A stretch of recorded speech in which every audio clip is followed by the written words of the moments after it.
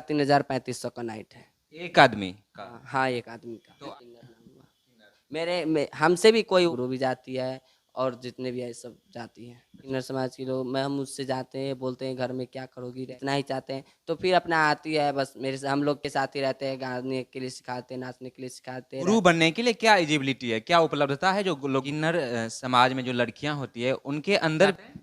नहीं ये नहीं, देखिए हम बस ऐसा ही रहते हैं, अच्छा। किसी का भी वंश ना बढ़े, हम भगवान से यही दुआ करते हैं। नहीं फिर भी आज जैसे कि आपने बताया कि शादी करने नहीं प्यार वार नहीं हुआ अभी तक किसी से, नहीं नहीं आज करने का भाई इच्छा होता होगा। भी लड़का का जिंदगी बर्बाद कर दे। तो आप उम्र हुआ आपका? हाँ कितना एज हुआ ये? आप काफी खूबसूरत भी हैं।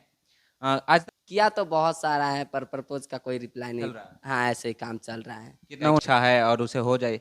शादी का ये यही नहीं पर्पस? लगता किसी का भी माँ बाप क्या सोचता है कि मेरा भी वंश बढ़ावे, लेकिन हम लोग से वंश नहीं बढ़ेगा, ऐसा नहीं चाहिए। लेकिन कुछ लोग तो ऐसे भी होते हैं विवाह कर, अगर ये तो ऊपर वाला का है, जैसे कि आपके बारे में लोग पहले से के साथ हम खुश होके जीवन को बिता